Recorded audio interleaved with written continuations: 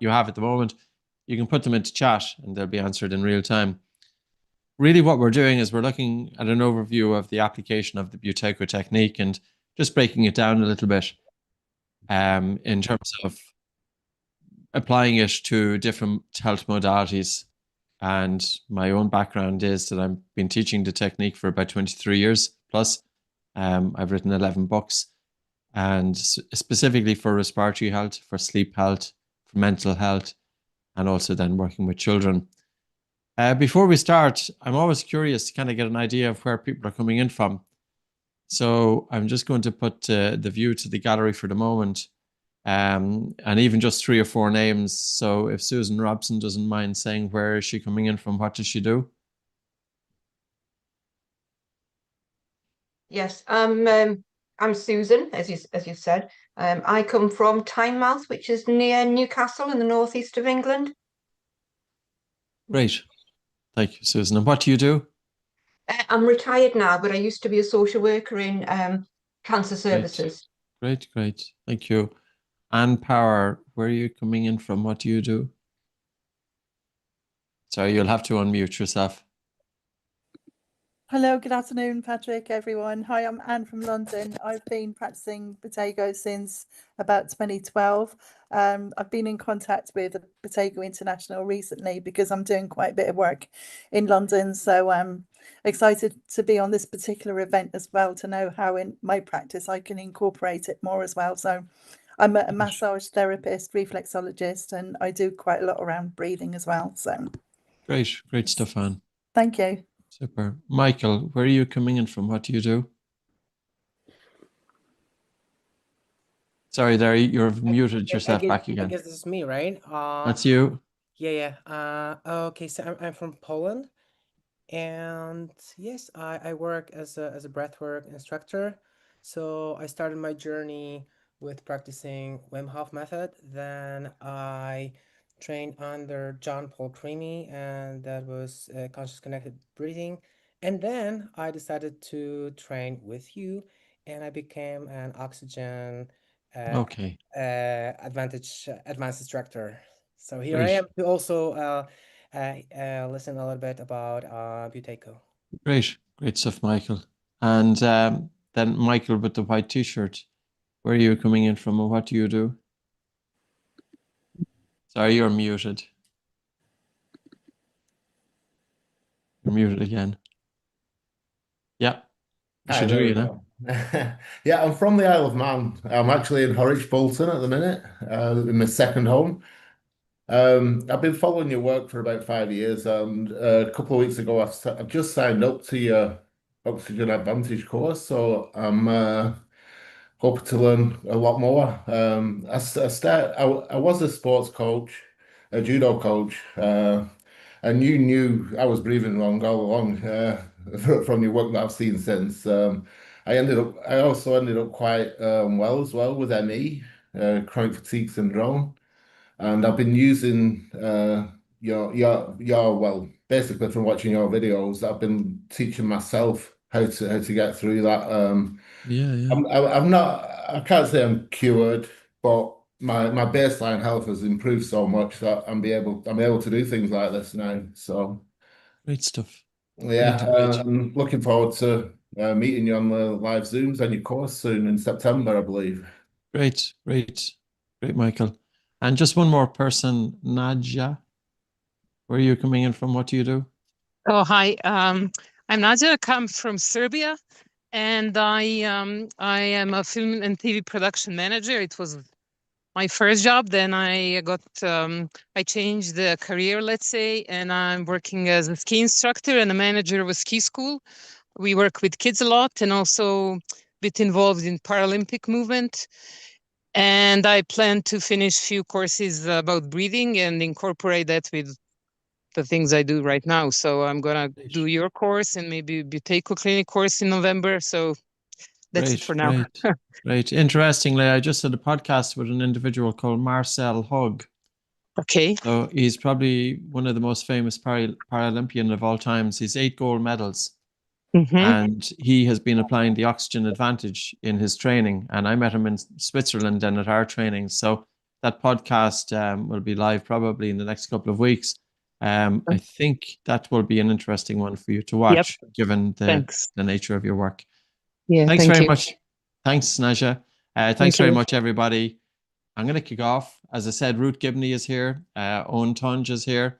Any questions that you have, you can post them directly into the chat. They will help answer them in real time. And then the way it's going to work is I want to kind of go through breathing and to give you an overview of breathing for the application of health, how it could be integrated into what you're already doing, different options. We will go through some breathing exercises. Breathing can be confusing for some people. Sometimes I feel there's a great misunderstanding about what constitutes breathing and functional breathing. And we will do some breathing exercise, and I'll tell you the ones that really kind of got me into breathing. And then the last half hour will be for questions and answers. So any questions that you have, I'll try and answer. So we'll be on for the next hour and 25 minutes or so. We'll kind of stop in around 7:30 London time. So I'm going to start off with a PowerPoint presentation. And again, it's really, this one here is going to be tailored to people who are working in healthcare, such as yourselves. A little bit of background information. I did come across the Buteyko technique back in the late 1990s for asthma. Having asthma, stuffy nose, and you never just have asthma and a stuffy nose. You're also more likely to have a sleep problem. I was tired, my concentration wasn't great. And that's kind of normal, because breathing is that function. If breathing is off, it's not just isolated to respiration. If your breathing is off, your state of mind is off. If your state of mind is off, your sleep is off. If your breathing is off, your sleep is off. And if your sleep is off, your state of mind is off. So it's a very, very important function. I started breathing less air. I never realized that by breathing less air that it would improve my circulation, which it did. I always had cold hands and feet. And it's not just the circulation in your hands that you improve by changing your breathing patterns. It's also blood flow to the brain. There's a huge amount of information now coming out, even looking at, say, the likes of the default mode network, rumination of the mind. And oftentimes people talk about directing their attention somewhere, doing mindfulness. But what if you have dysfunctional breathing patterns and poor sleep? And that's what's feeding into rumination of the mind. So you can help to quieten the rumination by improving blood flow. And even just by nasal breathing, there's a massive difference between nose breathing versus mouth breathing. And the science is there as well. If you were to do some research on it, if you breathe through your nose, does it have a different effect on the default mode network versus if you breathe through your mouth? So always think that mouth breathing is more of an increase of a stress response and will contribute to, say, for example, brain fog or rumination. And it's not good to be mouth breathing during sleep.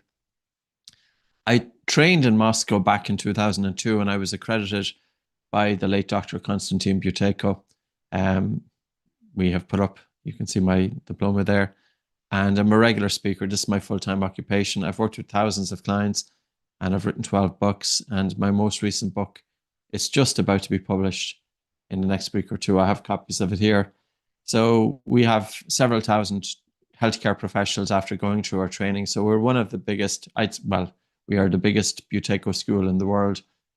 So we hope to be able to impart that experience to you. What about dysfunctional breathing and why does it matter? Breathing often gets overlooked, and you might be working with your clients and your clients' breathing are under par, but how do you assess it? How might you know if your client's breathing is under par? So when you think about breathing, there's a number of different dimensions to it. Is the person breathing high in the upper chest versus having good recruitment of the diaphragm? Or do they have hyperventilation syndrome, chronic hyperventilation syndrome? Are they a mouth breather? Do they have irregular breathing patterns? Are they breathing faster? Are they breathing harder? So all of those factors would feed into dysfunctional breathing. And the literature shows that 90% of athletes have some form of dysfunctional breathing. That's measured from a biomechanical point of view. And listening to Michael earlier on, he was saying that he was coach at a high level with sports, but also having poor breathing. And the thing, even with athletes, if they have poor breathing, they can be overtaxing their system. And it's not good because whenever you think about recovery, And you want to push the boundaries, but you don't want to overdo it either, because that then can rebound on you. 75% of people with anxiety or panic disorders have dysfunctional breathing patterns. And that's a really interesting one, because you could argue that people with anxiety, they are breathing faster and harder in upper chest, and they feel that they're not getting enough air, and that's because of their anxiety. But we have to ask the question, what is that everyday breathing pattern doing to their anxiety? You know, there is a way to breathe to tell the brain that we are safe, but there's also a way to breathe to tell the brain that we're under threat. And it's not just the bottom-up communication. It's not just the feedback from the lungs, from the breathing system up to the brain. The brain itself is spying on breathing. And if you Google Stanford and slow breathing, so Stanford Medical and slow breathing, you will find that in 2017, they identified a structure in the brain in the pre-Buteyko complex, which is literally spying on your breath. So you have the brain spying on your breathing all of the time. And it's that information that the brain weighs up whether you are safe or whether you are under threat. And the most important function of the brain is to ensure survival of the body. So a lot of people will be telling their brain that they're under threat, and they're doing that via their breathing patterns, because dysfunctional breathing is common, unfortunately, and it often gets overlooked. And the misinformation may be then this person with anxiety goes to their counselor or goes to their coach, and the coach tells them, oh, you're feeling stressed, take a few deep breaths. And that could be absolutely the worst thing that that person could do, because how are they doing that breath? Is it a deep breath or is it a big breath?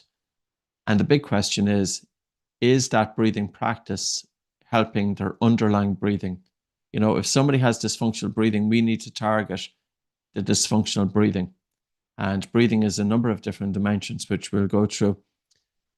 50% of people with sleep issues are breathing through an open mouth during sleep. And that's not ideal. And any of you, just even for yourselves, if you're waking up with a dry mouth in the morning, you're not likely to wake up feeling refreshed. You're more likely to have lighter sleep. You're more likely to wake up during the middle of the night, and you're more likely to wake up feeling tired. So mouth breathing does impact snoring, and it does also impact obstructive sleep apnea, and not just mild. It's also known that people with severe obstructive sleep apnea, those individuals who are mouth breathing, they tend to have lower oxygen desaturation and higher apnea-hypopnea index. Even with children, you know, this was taken directly from a paper by Karen Bonnock, and it's published in the journal Pediatrics in 2012. And she looked at 11,049 kids in the United Kingdom in Stratford-upon-Avon. And the quotation direct from the paper is that a history of sleep disorder breathing at age 5, it was associated with an almost 40% increased risk of special education needs at age 8. And the reason being is because she's saying that if children are having, say, the classic hallmark symptoms of sleep disorder breathing, which will be mouth breathing or stopping breathing or snoring, you should never hear a child breathe during sleep. The child shouldn't be mouth breathing during sleep, and the child certainly shouldn't be snoring during sleep or stopping breathing during sleep. And if the child is having a history of sleep disorder breathing, if it's untreated at age 5, what it means is that that child is not getting adequate deep sleep, and brain development takes place in deep sleep. So when we talk about sleep, there's different stages of sleep, and you do need to get down to stage 3 sleep or N3 sleep, and that's when the brain develops. So poor sleep is really impacting children, but of course it impacts adults as well, because poor sleep quality, and you could have 10 hours of sleep, but it doesn't mean that you've got good sleep quality. The brain cleans itself during sleep. And if an individual is having sleep fragmentation and disrupted sleep, it can increase the risk of dementia, etc., later in life. And the other thing about sleep is mental health. I will always say that if somebody comes in and they have anxiety and panic disorder, or if they have depression, their sleep is always likely to be impacted. And you could ask the question, is it their mental health issues that are causing their dysfunctional or poor sleep? Or is it their poor sleep quality, which is causing their mental health issues? And very often sleep gets overlooked, but not just sleep, of course, breathing gets overlooked. So, you know, the most important functions of health are impacted by how you breathe. And the literature is there of, You know, if you wanted to kind of get a deep dive into it, I have a book called The Breathing Cure. I didn't choose the title of it. That was the US publisher. But it's a scientifically written book. In other words, referencing, I think there's about 700 or 800 references to the application of breathing in terms of self-regulation and the nervous system. We don't want to be in a total chronic stress with increased activation of the stress response, because that catches up with us. Our respiratory health. The Buteyko technique was popularly used for helping people with asthma. There's 20 clinical trials. And I always said to my students coming in with asthma, I would expect your symptoms to be reduced by 50% in 2 weeks. And that wasn't an exaggerated claim. I always told them that. You put this into practice. You change your breathing patterns. Start breathing in and out through the nose. I'll give you techniques to help decongest your nose. You help open up your airways, and your symptoms of coughing, wheezing, breathlessness, and chest tightness, and even recurrent colds and chest infections significantly reduce. And with that, then you have better asthma control. And then with your GP, with your doctor, your need for medication can be assessed. Many asthmatics are breathing with an open mouth, and they breathe that way because they feel they're not getting enough air. And of course, that feeds into their condition. And it's not just open mouth breathing that's impacting asthma. It's how fast and how hard are they breathing. Sleep apnea, snoring, and also sleep and recovery here, we can make quite a significant impact. As I said earlier on, if you have your mouth open, it's a red flag. But also if you're breathing hard and fast, there's an increased negative pressure in the airway. And if you're sucking more air into your lungs and you're breathing hard and fast, you can contribute to causing the upper airway, so the throat, to collapse during sleep. And if the throat is partially collapsing or totally collapsing, not enough air is getting into the lungs. And as a result, not enough oxygen is getting into the blood. And your oxygen levels drop then during sleep. And the brain, of course, senses this and takes you out of deep sleep to force you to resume breathing. But then you have sleep fragmentation. Massive problem, poor sleep. 30% of people have insomnia. That's due to hyperarousal. Not, with everybody, but how hyperarousal, increased stress response, is a central feature of people with insomnia. About 10 to 20, well, it's probably more, 40% of people with snoring, depending on age. And obstructive sleep apnea is estimated to affect 936 million people on the planet. So between 25 to 50% of people obstructive sleep apnea.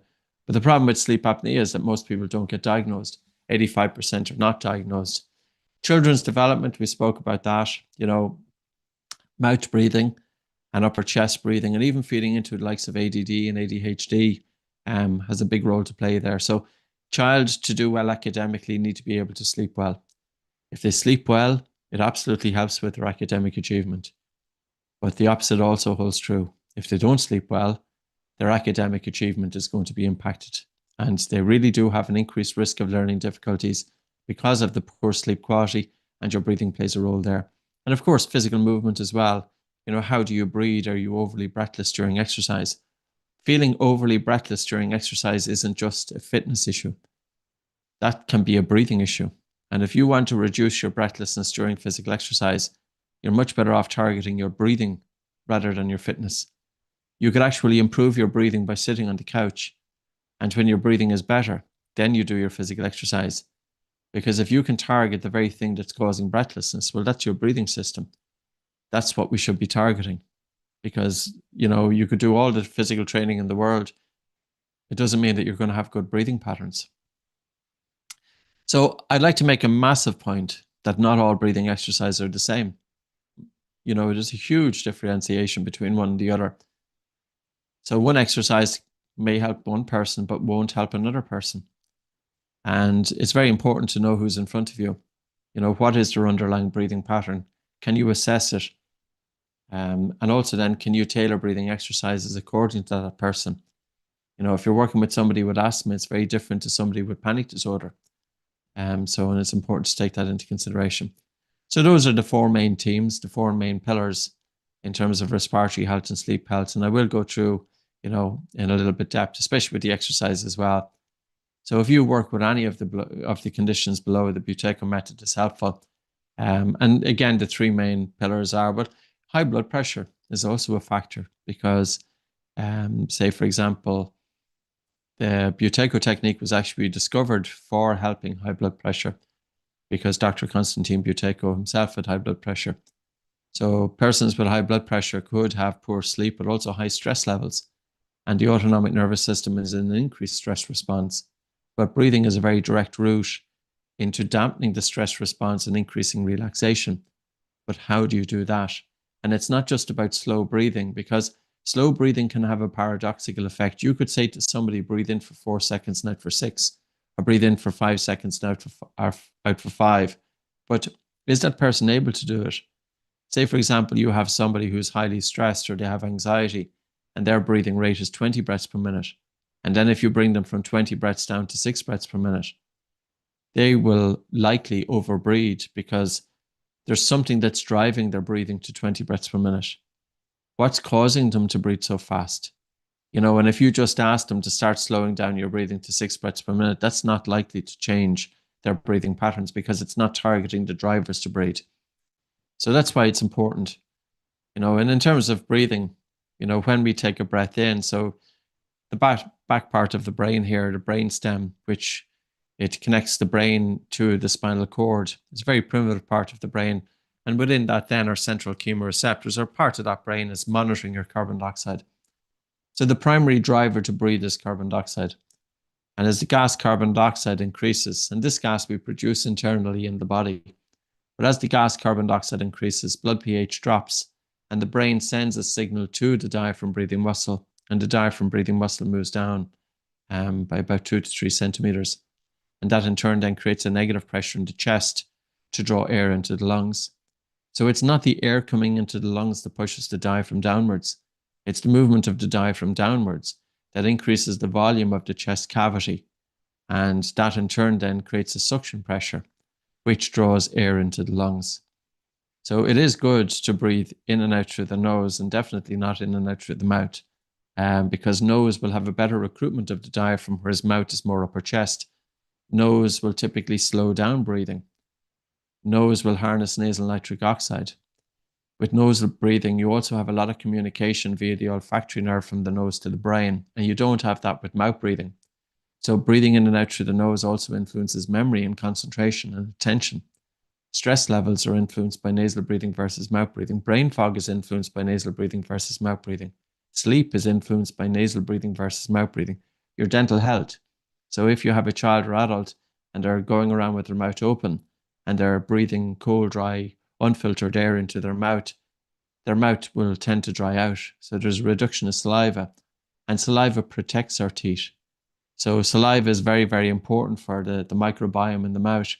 And a dry mouth, that individual is more prone to dental cavities and gum disease and bad breath. So I had a podcast yesterday or the day before with Dr. Mark Barhenny, and he's from askthedentist.com. He's quite well known. He's about 700,000 followers.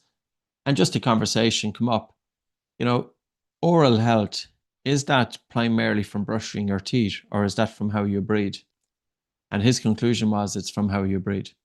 So you could have a child or adult who is brushing their teeth frequently, not eating so many sweets, and yet have dental cavities. And unfortunately, mouth breathing gets overlooked, because you never see a poster in a dentist surgery to encourage patients coming in to close their mouth. But yet, dental health is going to be influenced by how you breathe. So dysfunctional breathing is multidimensional, and I will show you a technique to decongest the nose and also to breathe less air. So the biochemical dimension of breathing is very important. This focuses on normalizing carbon dioxide and also reducing the sensitivity to carbon dioxide. So as I mentioned earlier on, carbon dioxide is the primary driver to breathe. Every breath that you take is primarily driven by carbon dioxide. But some people are overly sensitive to the accumulation of carbon dioxide. And what that means is that they will have faster breathing and harder breathing, and they will feel that they are not getting enough air.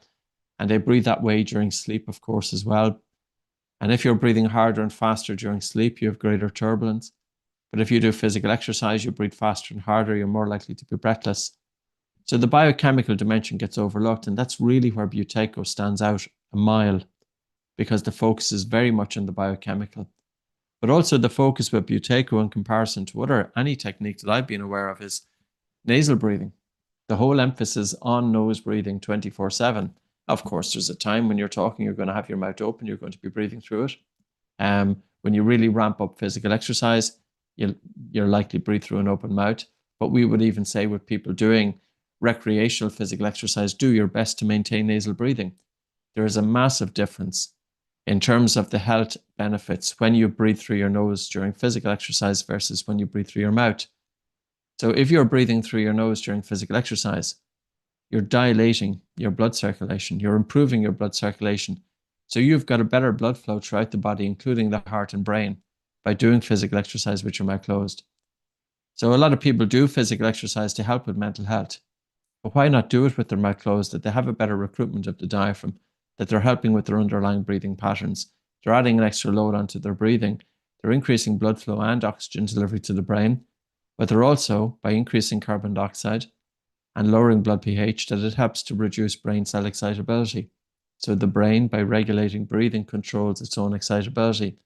And that's just by making changes, you know. This isn't about giving you a breathing practice that you have to lie down on your back for a half an hour every day or anything like that. No, it's not. Like, nobody's going to do that indefinitely. Any breathing practice, it has to be accessible. It has to be easy for the person to put into practice. So if you know how your breathing impacts your health and you're aware of that, you can be then making changes throughout your day, paying attention to it. Like if your head is feeling heavy and you've got a lot of thought activity going on and that's fueling your emotions, and of course your breathing is changing in response and feeding back into the heaviness of everything. Well, taking your attention out of your mind and taking a soft, gentle, light breath in through your nose, almost that your breath in is imperceptible, and then allowing a really relaxed and a slow and a gentle breath out. And you don't have to time it, because what may work for one person isn't going to work for another. And that's one issue that I have with timing of the breath.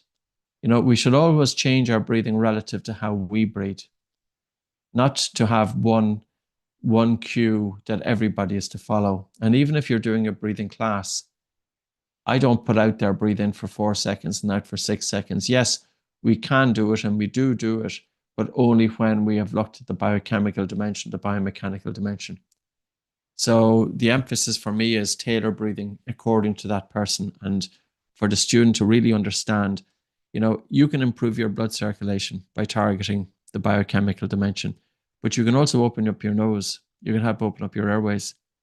You can help to expose yourself to air hunger, to desensitize your reaction to suffocation, which is oftentimes a feature with people with panic disorder. You can also improve your sleep quality. The biomechanical dimension is focusing on the diaphragm, better gas exchange, better recruitment of the diaphragm, stabilization of the spine, better lymphatic drainage, better massage of the internal organs, and venous return to the heart. So there's a lot going on also with the biomechanical dimension. And then the psychophysiological dimension is focusing on the nervous system, stimulating the vagus nerve, strengthening the baroreflex, dampening the stress response, and increasing relaxation. But also all three dimensions are separate. So this is like going to a gym. And if you have a good strength and conditioning coach, that strength and conditioning coach is going to lead you through one routine to target a specific area, and then another routine to target a specific area, and another routine. And that's what we should be doing about breathing. So I'd like you to give this a go. And this is the control pause, which is from the Buteyko technique. It's also called the boat score in the oxygen advantage. And there's no cameras on you, so no pressure.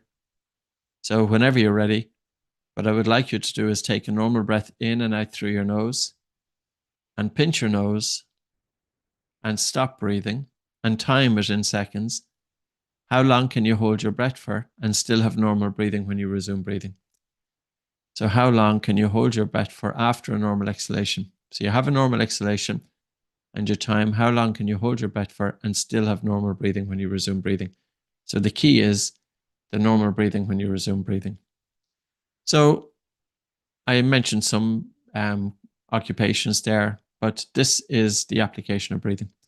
People who are already teaching it, such as breathwork facilitators, that you get more tools in your toolbox, meditation, teachers, naturopaths, life health coaches, acupuncturists, doctors, any person, if you're working with an individual and if poor sleep, poor breathing, or stress plays a role, breathing should be part of your toolkit. Because even say, for example, if you're a psychotherapist and you're teaching CBT, cognitive behavioral therapy, but what if your student has dysfunctional breathing? The CBT is not going to address the dysfunctional breathing patterns, but the dysfunctional breathing is going to continue feed into their anxiety and panic disorder. So that's why not teach CBT and teach the Buteyko technique. And the same with yoga, for example. Yoga breathing and yoga instructors, there's massive potential here. And the origins of breathing in yoga was not about taking the full deep breath. That only came into, into kind of awareness, not even awareness, but came into being back in the 1880s. Prior to that, yoga instructors were about conservation of the breath and subtle breathing and breathing less air. So very often in the Western world, we have this emphasis of breathing more air. The more air you breathe, the better. Breathing more air doesn't increase oxygen delivery throughout the body. Breathing more air doesn't improve your blood circulation. Breathing more air doesn't calm you down. Okay, if you want to release trauma, you can do hyperventilation breathing techniques to help with release of emotions. But if you're breathing more air on a day-to-day basis, that's not going to help you in any way or any shape or form. For many of us, we need to be breathing less air. We're already breathing too much air. We're already breathing too fast and too hard. If you look at somebody breathe, how are they breathing? And if you're working with somebody or maybe your family member and you're hearing that person breathe during rest, and if you look at their breathing and you see that their breathing is quite noticeable, and then just ask yourself the question, how does this person perform in their life? How well are they able to cope with stress? How well are they sleeping? So all of these things, and I'm not saying that breathing is a cure-all, absolutely not. But what I am saying is that, is there any other function that is free? And once you learn it, you have it for life, that you literally can improve your blood circulation and open up your airways and increase oxygen delivery and balance the nervous system and improve your sleep. There's no other function. Diet doesn't do that. Physical exercise doesn't do that. Meditation doesn't do that. So that's where breathing really has a role. But the question is, what breathing? So in terms of trainings, there's plenty of options. We have online trainings and we've got a really good training module, online portal. And it's kind of step-by-step with PowerPoints. I'm explaining each PowerPoint. And then there's a little quiz. And I think there's about 18 modules with the online training. It's very detailed. There's client handouts and things like that. And also we have monthly refresher classes. We meet up once a month. And the online training also comes with 5 or 6, maybe even 7 2-hour sessions with myself. So that's in a classroom environment.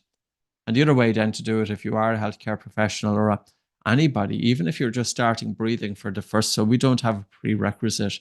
You don't have to come from a healthcare background to start teaching breathing exercise, because it's a very standalone technique. The Buteyko technique is, there's in-house also.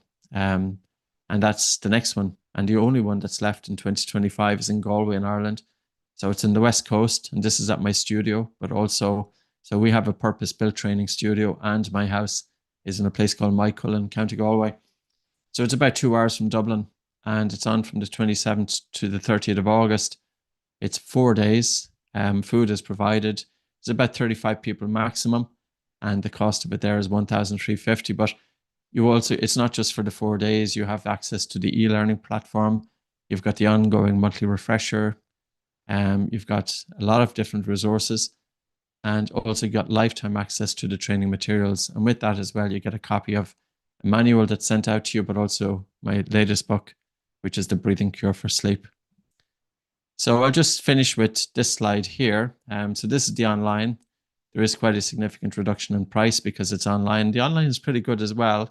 I would always say face-to-face is better, to be honest with you, because you just have that interaction. There's always something we as human beings, but online is good because everything is the same course.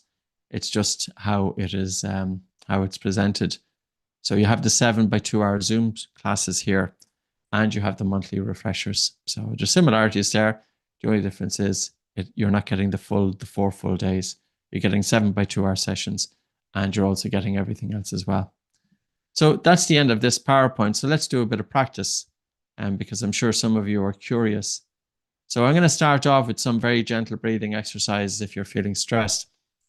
You know, oftentimes people, if they have a lot of mind activity going on, they're maybe encouraged to do mindfulness. And I often have difficulty with that because you know it yourself. If your mind is agitated, the last thing you want to do is pay attention to your breath.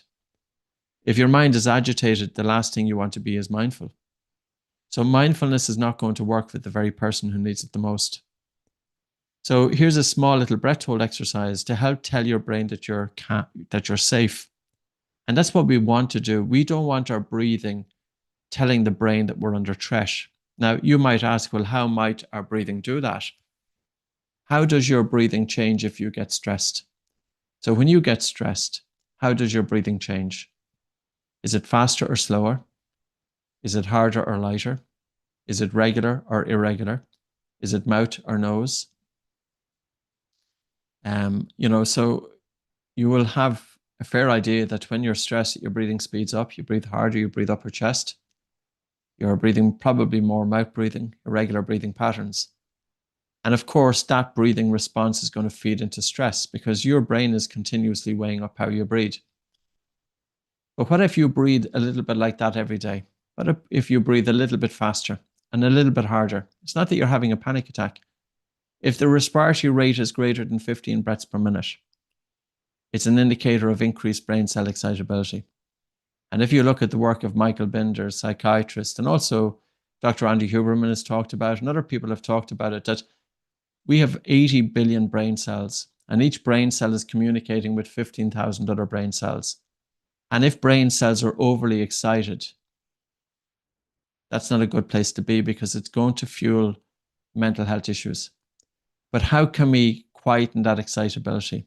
It's not by breathing more air, it's by breathing less. So here's a little exercise to help stimulate the vagus nerve and help to quieten the mind. And you don't have to pay attention to your breathing. So whenever your head feels heavy, hold your breath and hold your breath at the end of an exhalation. Don't take the deep breath that people tell you. The deep breath, it might feel like it's helping you because it alleviates air hunger. But the deep breath is going to get rid of too much carbon dioxide and reduce blood flow to the brain and reduce oxygen delivery and drive up blood pH. What happens if you were to take 5 of those deep breaths? How would your head feel? You will feel lightheaded. You will feel dizzy. That's not a sign of increased blood flow to the brain. That's a sign of less. The more air you breathe. So if you're doing a breathing practice and you can hear your breathing, or if you're doing yoga and you can hear your breathing, or if your instructor is cueing you to breathe more air, don't listen. Breathe less air and see how your body responds to that. And experiment with it. Don't listen to me either. Look into the science and look into the physiology because I think that's really, really important. Anybody who's teaching breathing, it's really important that you understand the basic physiology of it. Check out the Bohr effect, BOHR. Understand how hemoglobin releases oxygen in the presence of carbon dioxide, drop to blood pH. Understand how do you dilate your blood vessels? How do you improve blood flow to the brain, or how do you decrease blood flow to the brain? So let's start anyway with this. So whenever you're ready, take a normal breath in through your nose and out through your nose and pinch your nose and hold your nose and hold for 5, 4, 3, 2, 1. Let go, but breathe in through your nose and breathe normally for about 15 seconds or so.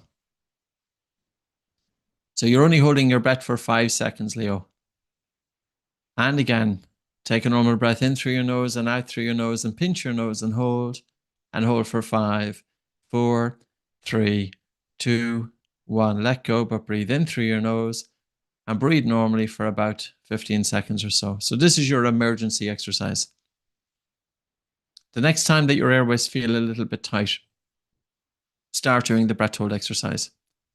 And if you have asthma and if you want to look into asthma, look at the Buteyko documentary that was done by the BBC back in 1998 called Breathless QED, and maybe Ruth or Owen will be able to share it. So if you have an interest in asthma, it's a really beneficial documentary to watch, half-hour documentary. The BBC commissioned it back in 1998. And again, take a normal breath in through your nose and out through your nose and pinch your nose and hold and hold for 5, 4, 3, 2, 1. Let go, but breathe in through your nose and breathe normal for about 15 seconds or so. So you're just breathing normal for 15 seconds.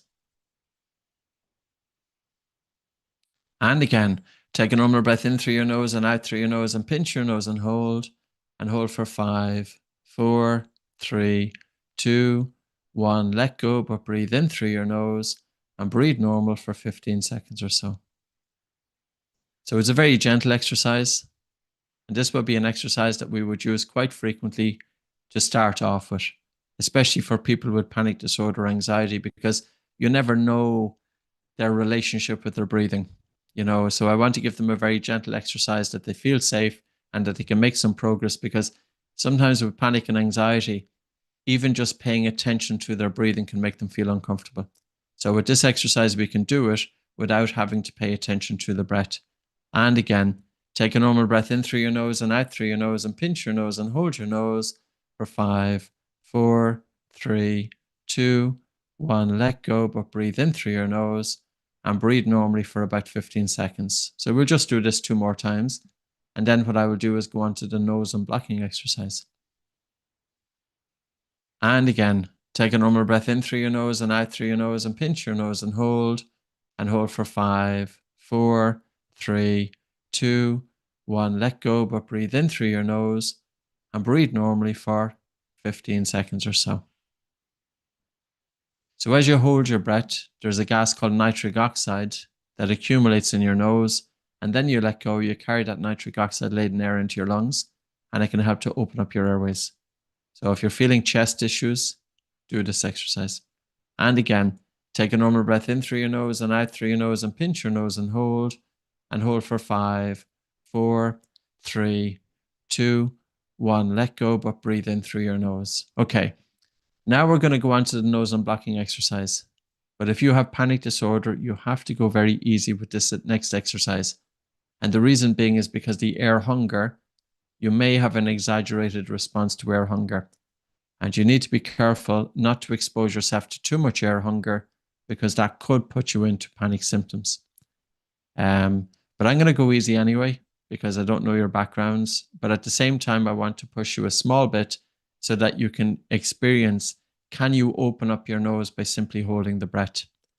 And if any of you have nasal obstruction, you also are more likely to have a sleep problem. And there is a study, or a couple of studies, looking at nasal obstruction and cognitive function. So cognition, planning, concentration, ability to make decisions is reduced with people with nasal obstruction. So to help decongest your nose, take a normal breath in through your nose and out through your nose, and pinch your nose and hold your nose, and just gently nod your head up and down as you hold your breath. And do it for about 5 head nods. And then to let go, but to breathe in through your nose.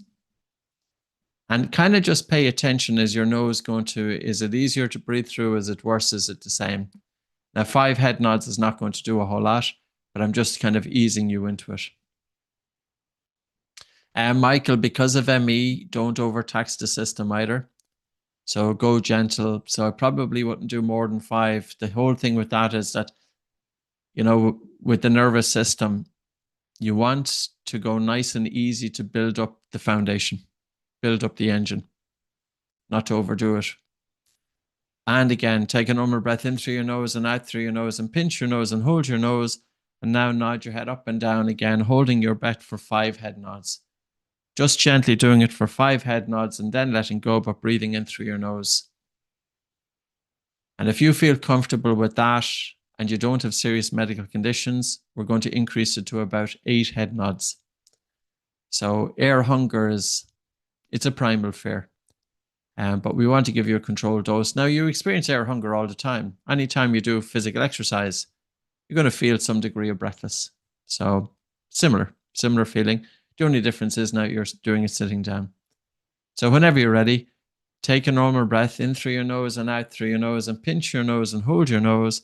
And now just gently nod your head up and down, just gently doing it for about 8 head nods, 8 head nods. And then letting go, but breathing in through your nose. And then letting go, but breathing in through your nose. Now, it is normal that one side of your nose is congested during rest. And every 90 minutes or so, give or take, they switch sides. So if your right side is congested, and you're breathing through your left, you're in more relaxation mode. But if your left side is congested and you're breathing through your right, you're more in enlivening or sympathetic mode. So it's not true that the left side of the nose activates the right hemisphere of the brain. That's not correct. But if you are breathing solely through your left nostril, it has a relaxation effect. So if you were feeling very stressed, you could also just block your right nostril and only breathe through your left nostril. You don't need to change nostrils, just only breathe through your left nostril. So let's do this one again.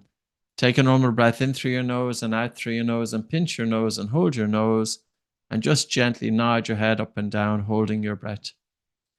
So you're just gently, and this time to hold your breath for about 10 or even 12 head nods, 10 or 12 head nods. And then when you let go, but you breathe in through your nose, and then you're just breathing normal. So the key with this is, can you hold your breath? By holding your breath, can you help to decongest your nose? And we'll just do it 2 more times. And then I'm going to give you an exercise which involves breathing less air. And the reason that I'm going to focus on this exercise is because it's very often different to what you're told about breathing. We still have a belief in the Western world that the more air we breathe, the better. Absolutely, that is not true. Food is essential as well, but you know what you'd be like if you were eating food because you think it's good for you in terms of overeating, yeah? So can we try for 15 to 20 head nods and just push it out a little bit, but not to overdo it, especially if you have underlying issues, go easy, yeah? Take a normal breath in through your nose and out through your nose, and pinch your nose and hold your nose, and just gently nod your head up and down, holding your breath. And keep relaxing into the body, but also listen to your body.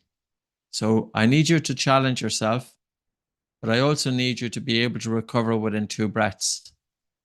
So you're challenging yourself and you're pushing yourself a little bit, but never to overdo it, to recover within 2 breaths. And then we will wait a half a minute and we will just do 1 more of those.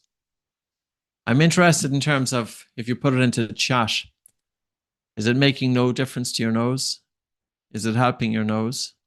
Or is it your nose? Yeah, is your nose worse? Is it the same? Or is your nose better? Naomi, oh, sorry, you're a PAT specialist. Oh, yeah, that's good. Physiotherapist. Again, we do use breathing re-education, helping to bring balance to the autonomic nervous system for long COVID and POTS, especially working to help improve respiratory muscle strength could be an important one for POTS. And then we will do it just once more. So whenever you're ready, my nose is fine, but good to have the exercise for when, yeah, even during a head cold. Now, if you have a head cold, your nose will get congested again. But at the same time, the thing about the human nose is that the more you breathe through your nose, the better it works. And the human nose has about 30 functions of the human body. The mouth does nothing for breathing. There's nothing inside the mouth that helps with your breathing, both in or out. Like breathing in through the nose and out through the mouth. Does it really make sense to be breathing out through the mouth? What does the mouth do for the breath? What's inside the mouth when it comes to breathing? What is inside your mouth? Your teeth, your tongue, your hard palate, your soft palate, the back of the throat, gums, saliva. Nothing in there for breathing. There's nothing inside the mouth that serves any purpose for breathing. Think about it, yeah? Your nose is there for breathing. Your mouth is for eating, your teeth, talking, your tongue. So drinking, those are the functions of the mouth. So breathing is an emergency.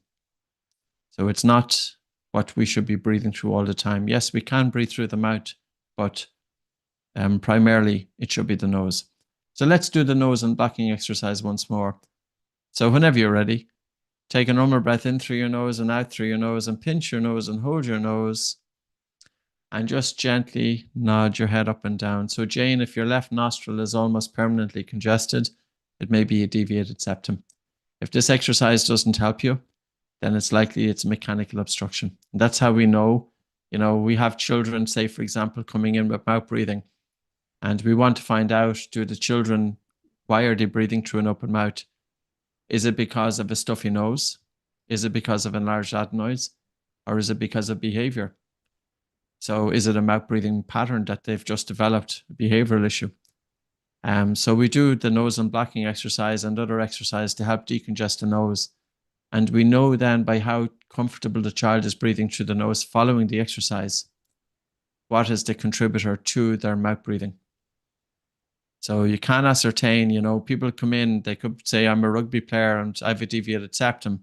Can you help me? Well, I'm not going to know by looking at anybody, but I will know when we do this exercise. Because if it's reversible nasal obstruction, we can help it and it's pretty quick. Yeah. Okay.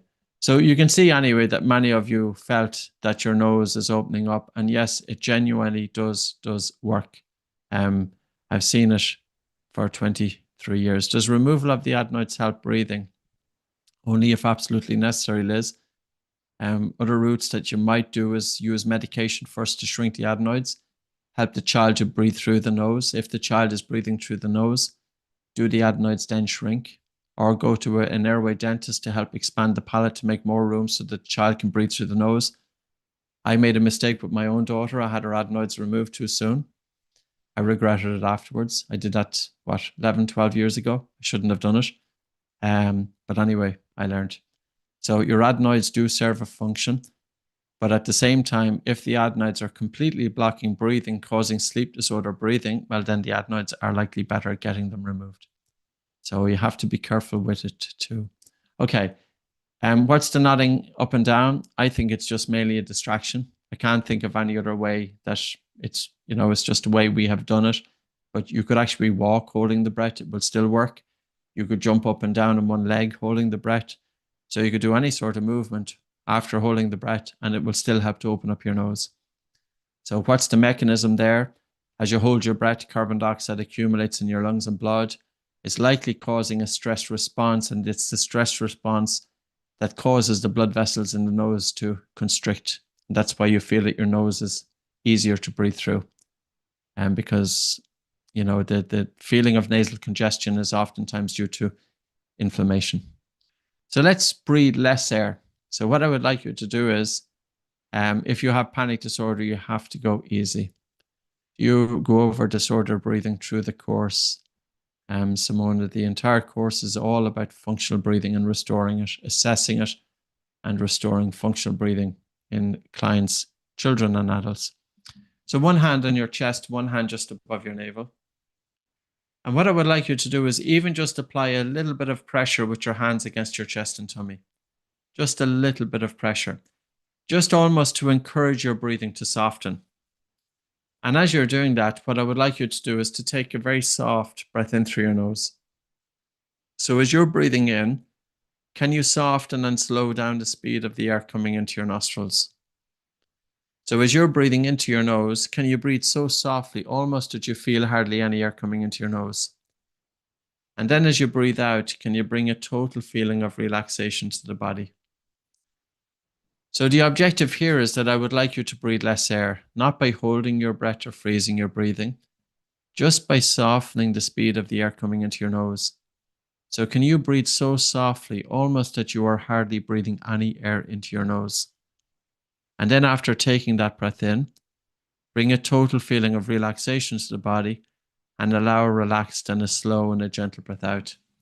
And at the same time, you're pressing with your hands just a little bit of pressure against your chest and tummy.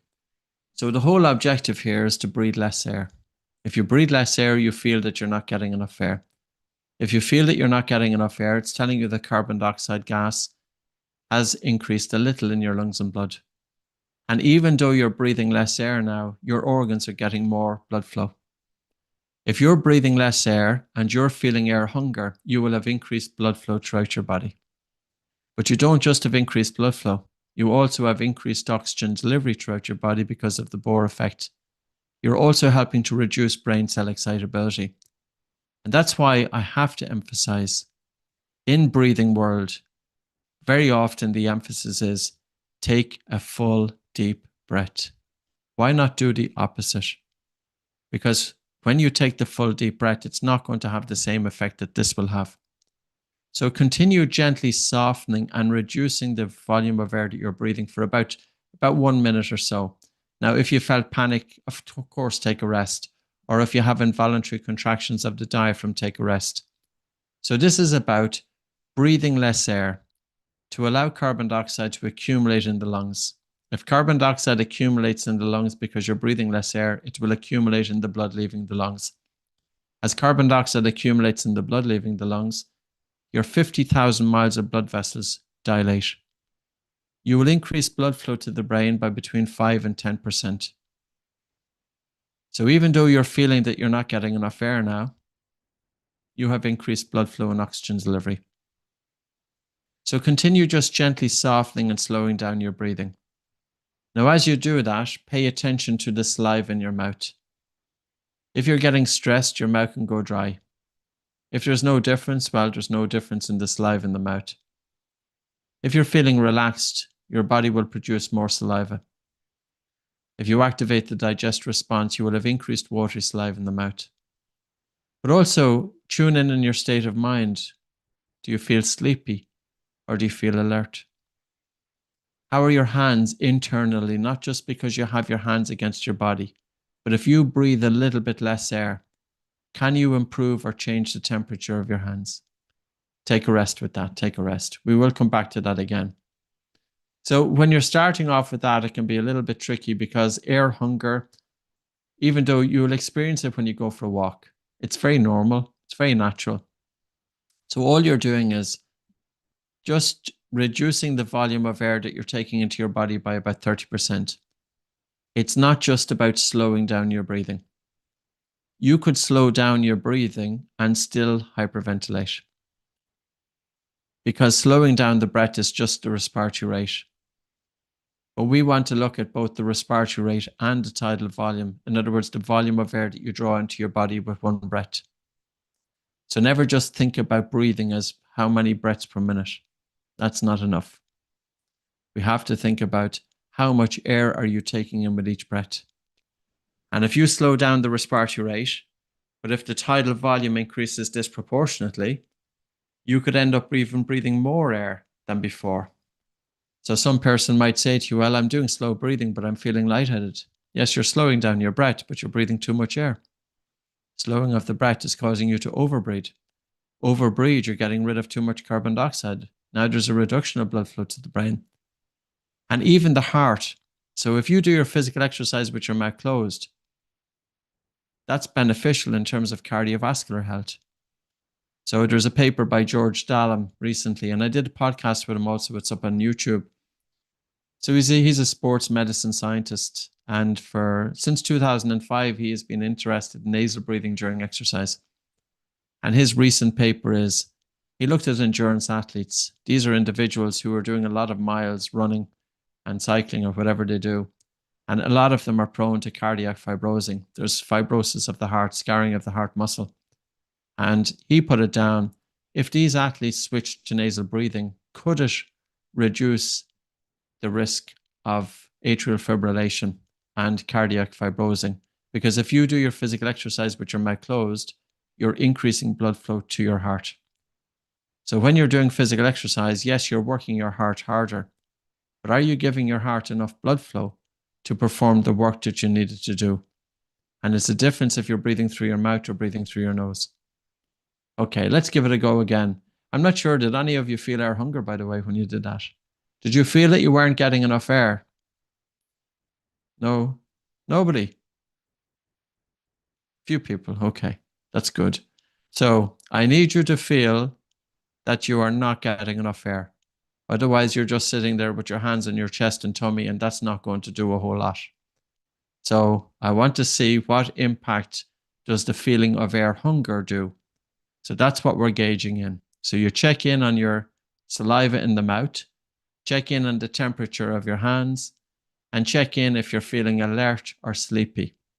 Now, what I'm going to have you do is take your hands away from your chest and tummy. Put your hands anywhere, on the table. They don't have to be in contact with your body. We're going to see, can we improve blood flow into your hands?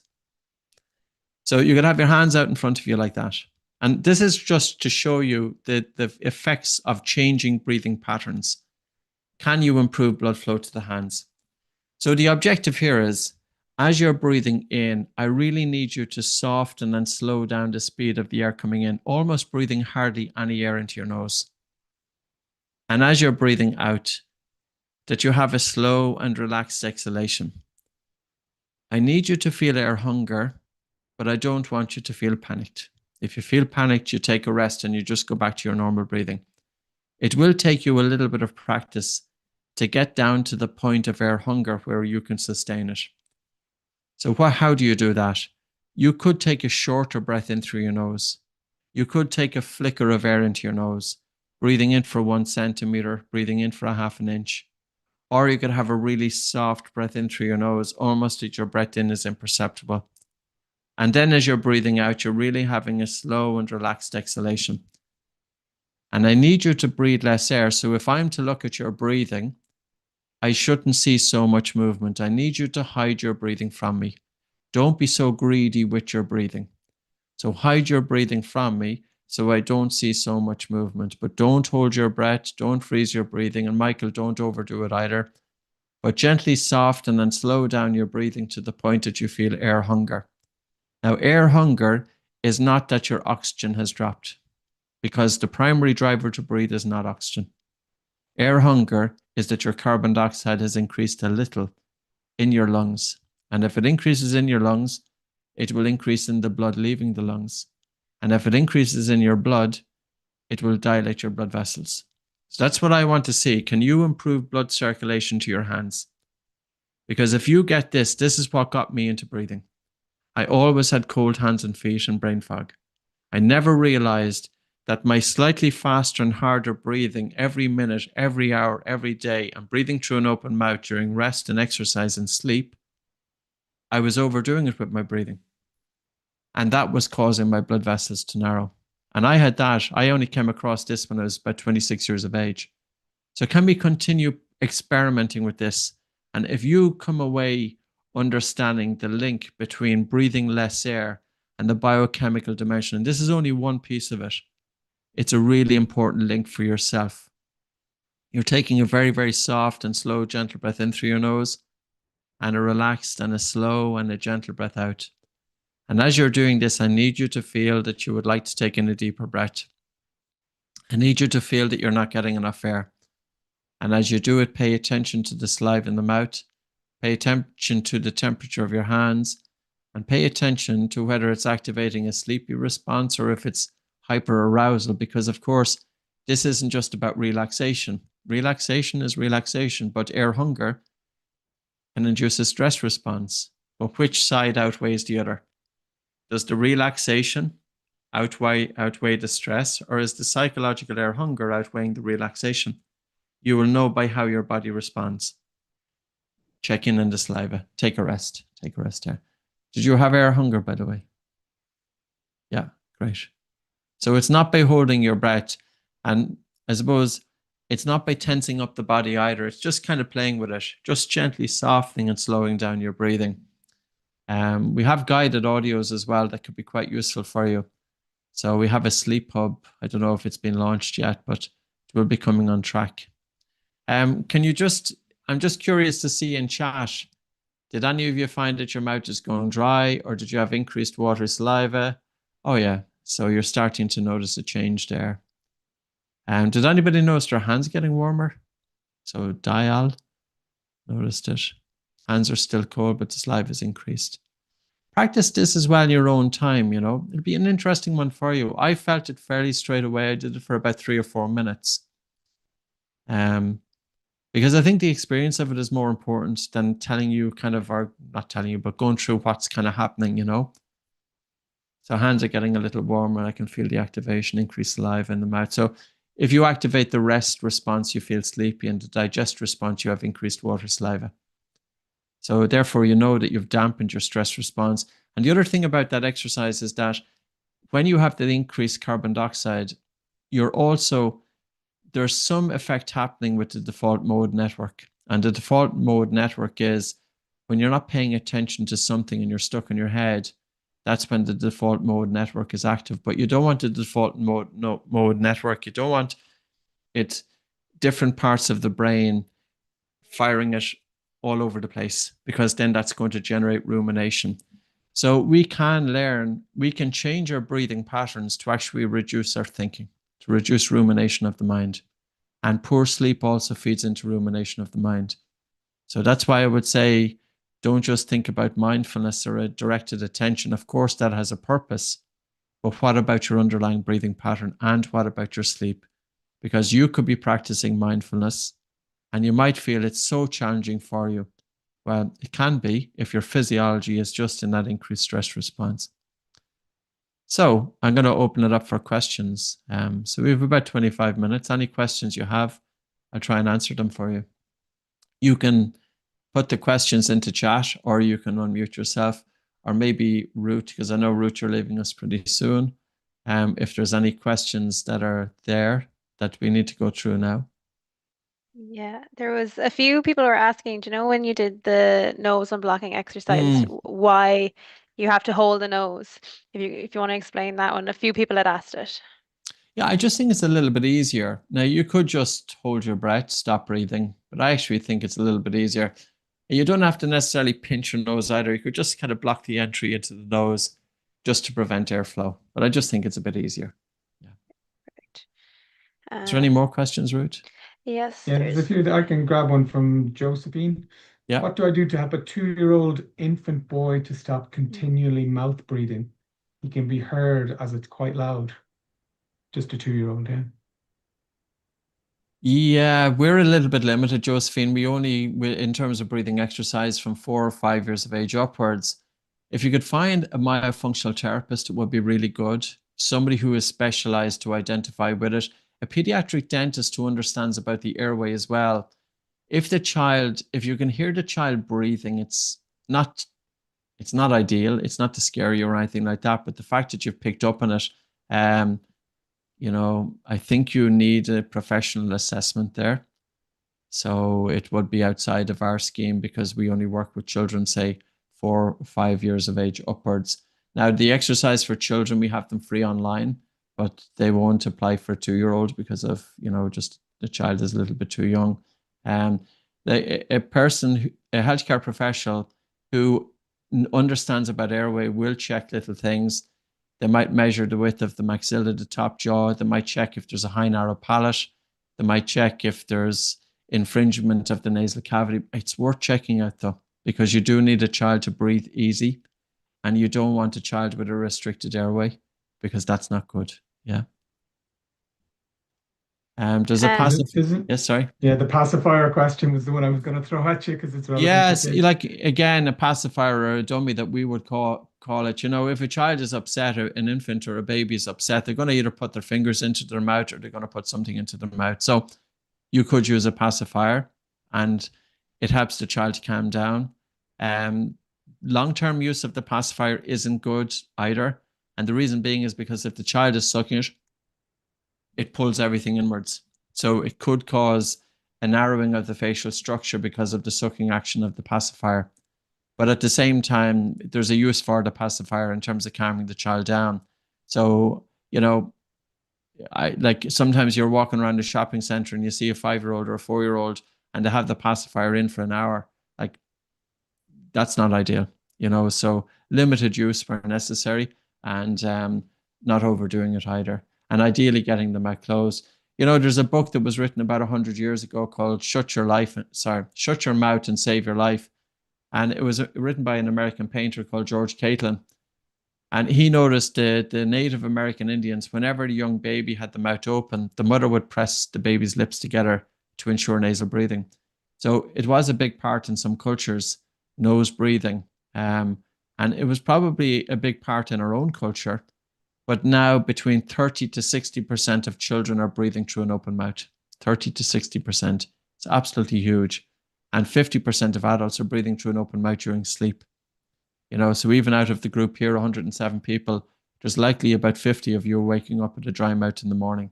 And you might never have thought that it was likened to, having the mouth open and breathing hard and heavy and snoring through an open mouth, etc. Yeah.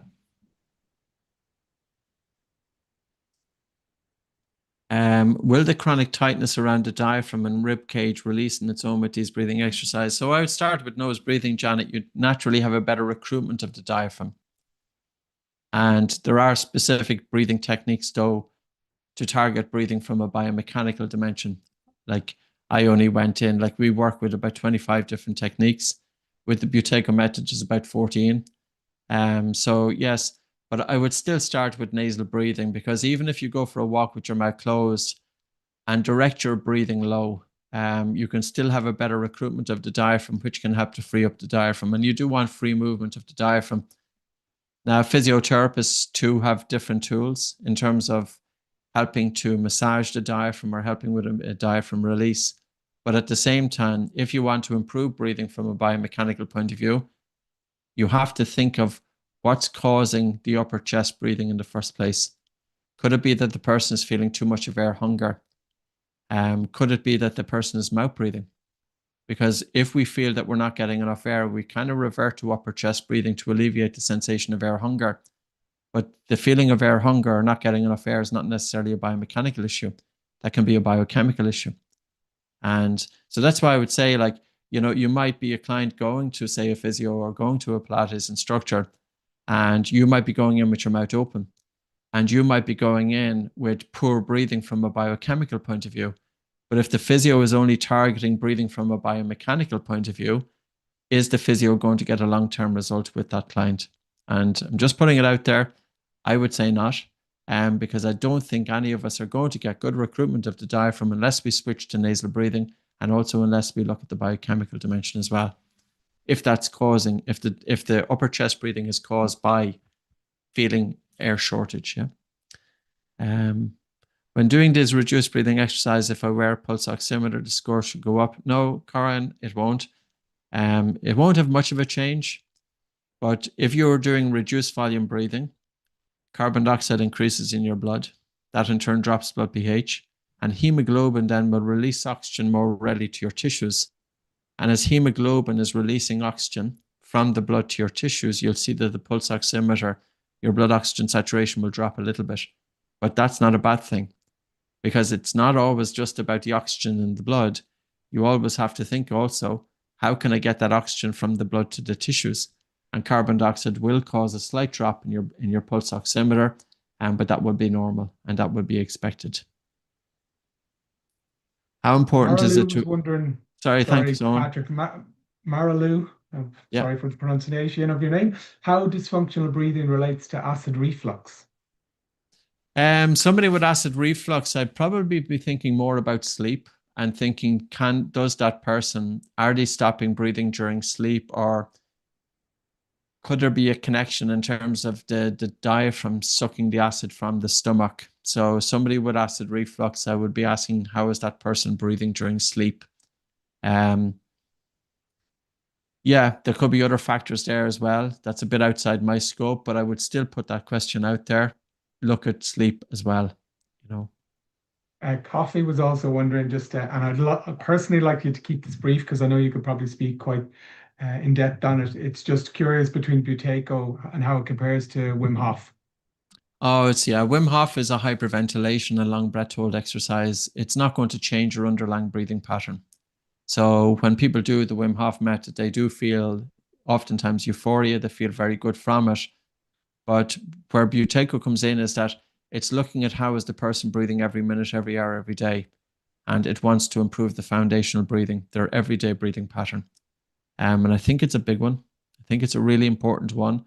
Now, the other thing about Buteyko, it's very accessible. Pat Pine, I think I know Pat Pine's name. Maybe not, but I think I do.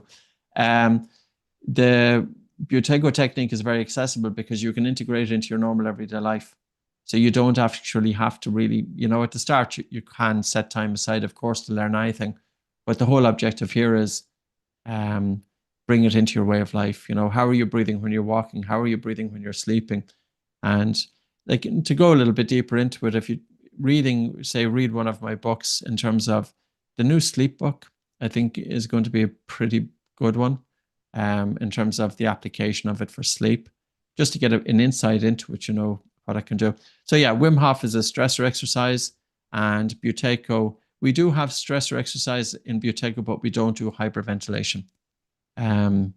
We do normal breathing, but we do long breath holds too to help open up airways. So it's different. Wim Hof is one exercise, and with Buteyko is about 14. So it's more of an everyday. And the other thing about Buteyko, it's suitable for children right up to somebody who's quite elderly. And it's somebody with long COVID, with very poor regulation of the autonomic nervous system to an athlete.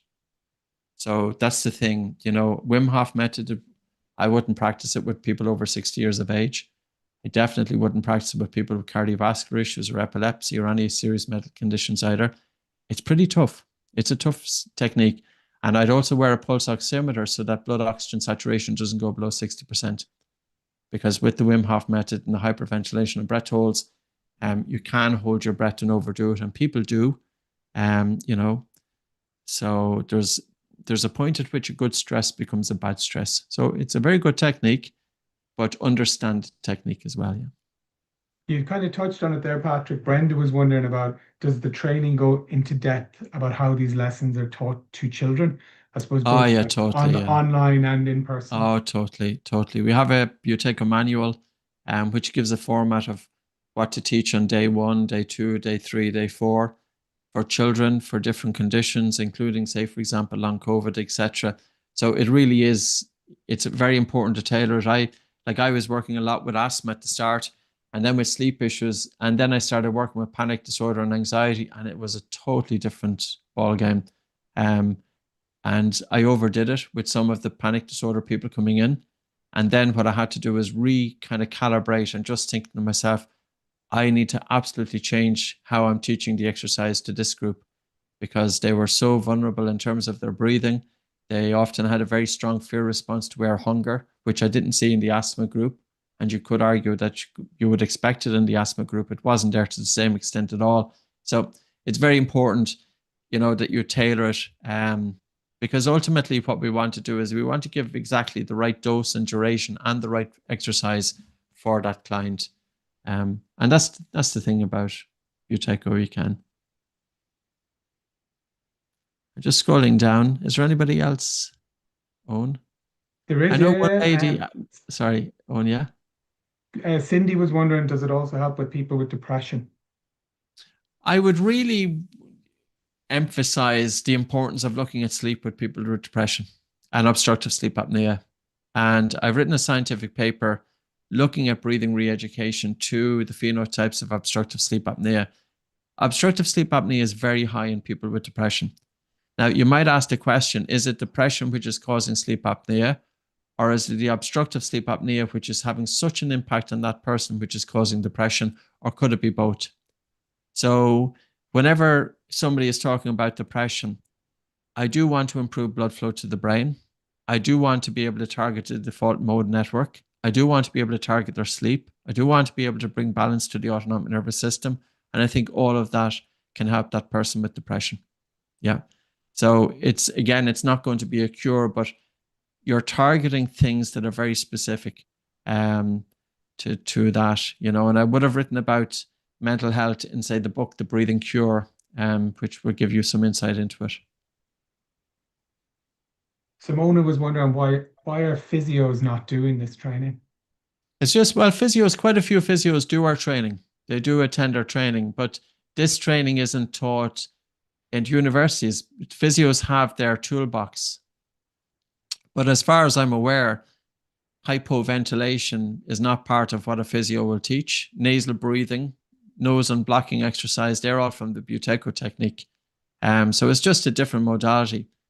So, but we have quite a few physios. Physios in the UK, for example, in the NHS are allowed, in terms of if you put in Buteyko and NHS, it is part of the training, or not part of the training, but physios can bring the Buteyko technique in, especially when they're working with people with respiratory complaints. So yeah, it is taught, but it's not physio. Nadia was wondering how she would measure CO2 in her body. Well, the normal way to do it, well, your control pause that we measured earlier on is an indirect measurement of your chemosensitivity to carbon dioxide. And if your control pause is less than 20-25 seconds, it would indicate that your breathing is has room for improvement. With people with long COVID, we have seen controlled pause of 3 and 4 seconds. These people, their breathing was so poor that they could hardly string a sentence together. But to answer your question, the only way to really kind of determine CO2 in the lungs, which will give you a good approximation of the CO2 in the blood, is using capnometry. So this is when the individual breathes into a chamber, and the chamber is able to take the carbon dioxide from the end part of their breath, because this is the gas coming from the small air sacs in the lungs. So capnotrainer or capnometry is how you measure CO2.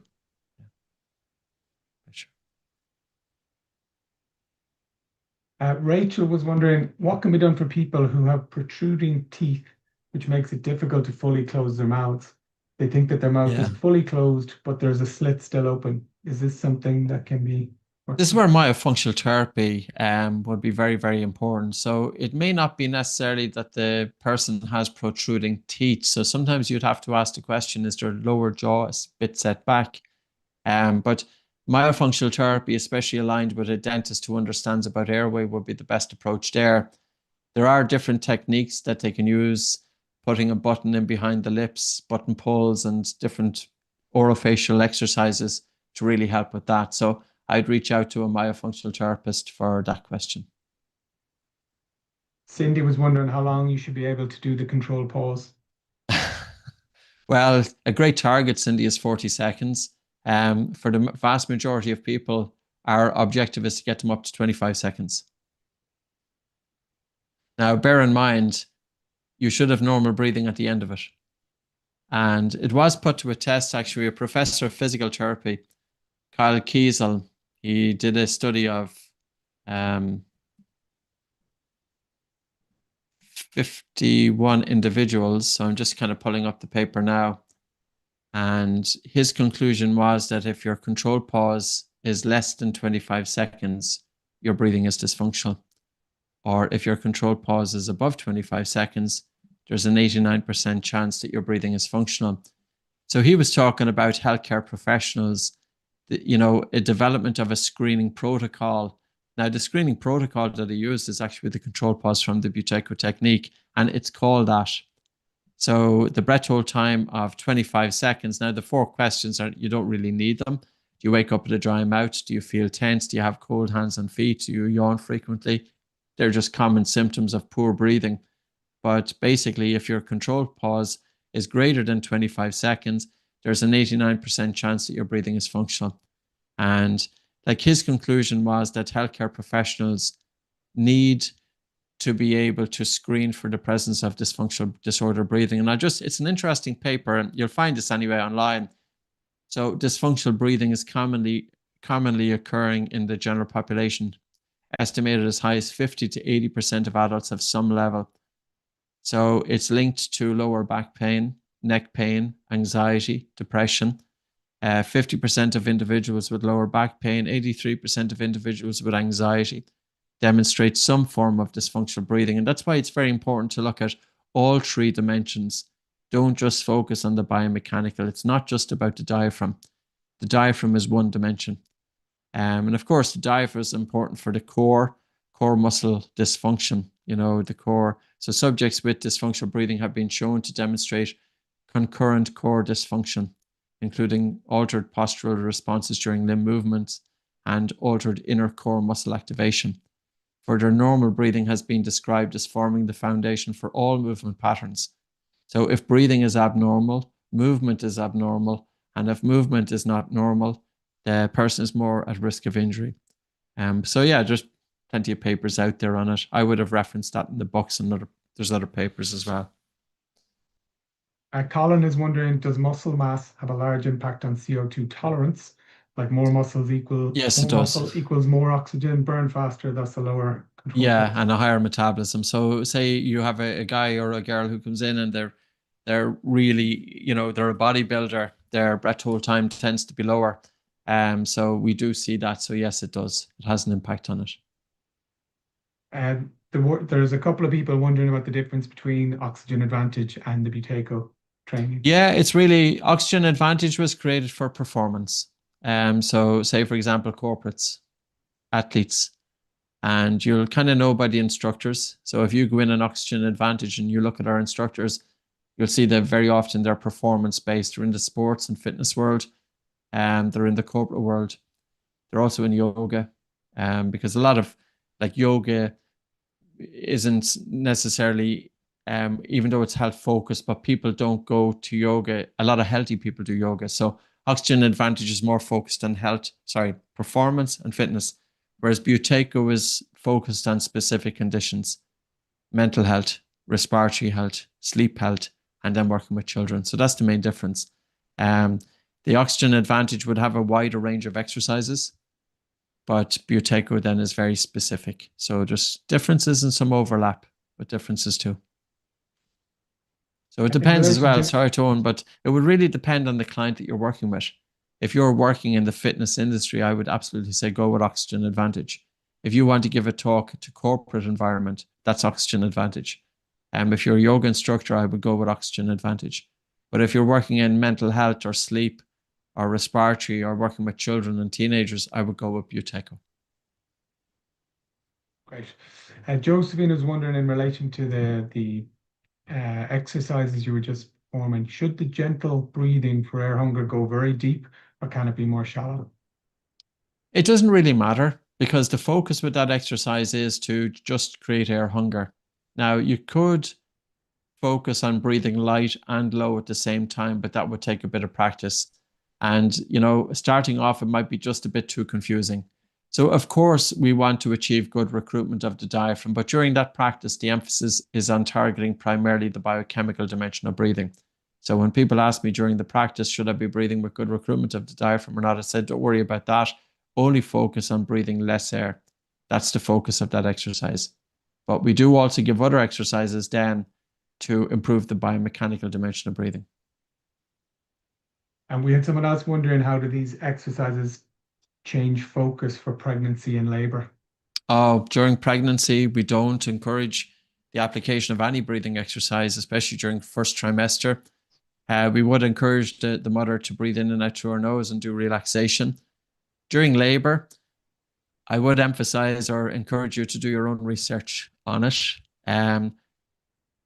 Look at carbon dioxide and smooth muscle in the uterus and ask yourself the question, does it make sense for the mother during labor to take full big breaths, which in turn is going to blow off carbon dioxide, which is going to cause everything to constrict? You know, taking the full deep breaths, I would encourage the mother do her research on that. You know, look at the impact of carbon dioxide, smooth muscle. You don't want everything tightening up and for the baby to try and pass through a tight channel. If the mother was, I would say for her just to breathe as normal, the way she feels her body needs to breathe at that time. But I definitely wouldn't take exaggerated breaths, because the exaggerated breaths could cause hyperventilation, and it doesn't make sense to elicit an increased stress response on top of already giving labor. And I think that does happen during labor, but that's why I would say do your research on that as well. Right. Liz is wondering about, she says she's often asked about yawning and if it's good or bad and why they do it. Yeah, we don't know. I'm sure there's different reasons of it. I've heard different reasons over the years. I really don't know myself. Yawning and sighing is a frequent feature with people with dysfunctional breathing. You know, is it due to poor sleep quality? Is it due to something else? So I don't know. It's a good question. Janet's wondering, have you worked with someone who is on oxygen 24/7? Yeah, of course. People with COPD. You know, we can have limited results if the airway obstruction is really irreversible. So typically with chronic obstructive airways disease, 50% of people will have some degree of reversible airway obstruction, meaning that their airways are not permanently damaged. Their airways are narrowed, but we can help to open them up. With that group of individuals, yes, we can help to get some degree of bronchodilation, and we can help with their breathing and reduce breathlessness.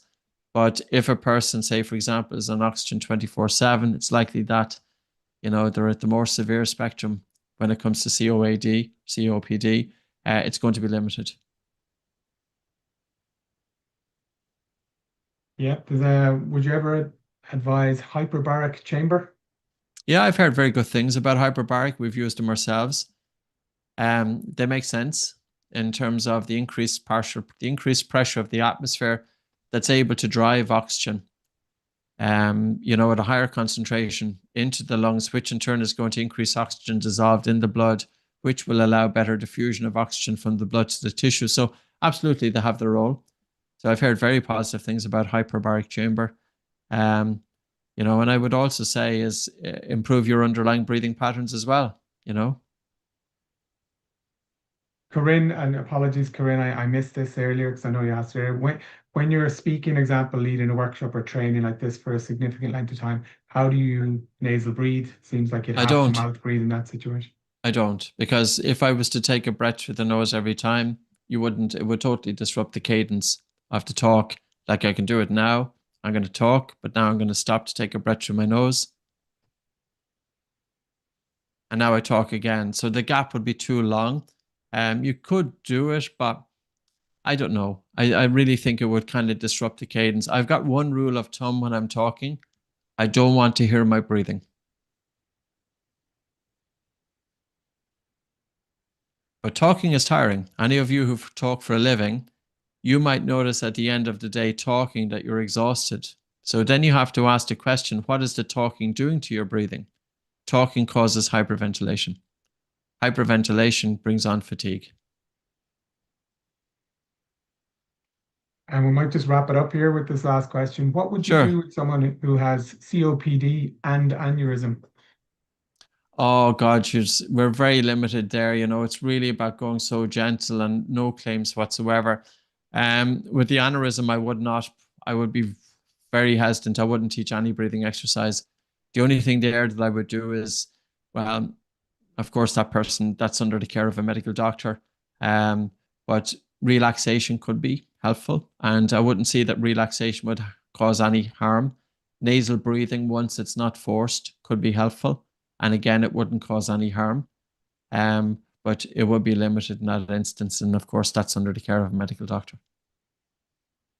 I might just ask you to give very quickly, Patrick, on the in-person and online certifications, just to give a brief overview of the additional information that people would get from doing the courses. Yeah, the main difference, like face-to-face is always better. That's just the way it is. It's 4 days of training. It's a deep dive into both the practical and the theoretical. So we work from 9:30 until about 5 o'clock with a group of people, and there's a good sharing of information. And it's more of an experience as well because it's held here at our centre in Galway in Ireland. Whereas the online, I give the 7 by 2 hour sessions. So we cover it that way. And we also, in both trainings, whether it's face-to-face or online, we also have a monthly meeting. So we meet up for a refresher. And typically I don't have a topic to cover. Sometimes I do with the monthly refreshers, but normally the monthly refreshers are an opportunity for instructors to be able to ask me questions. So they collect their questions and then we meet up and then we go through different answers there. The training portal is pretty good, because we put a lot of work into it. We spent about a year revising all of the material over the last 23 years, and we created new PowerPoints, new videos.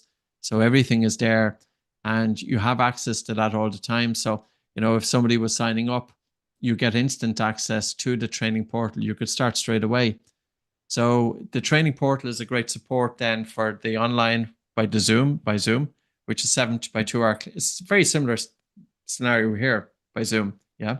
So you're kind of getting a taste of the online training right now. And then the face-to-face then is the whole experience around the face-to-face. Yeah. That's great, Patrick. Thanks. Great. We'll probably wrap up there. That's fantastic. We will send out obviously the live by email probably tomorrow morning at this point. And thanks everyone for attending. And obviously all information is available on our website to do with in-person trainings and our online certifications. Great. Thank you very much, everybody. Thank you, Owen. And breathe through your nose and don't forget to breathe light. Thanks very much, everybody. Take care.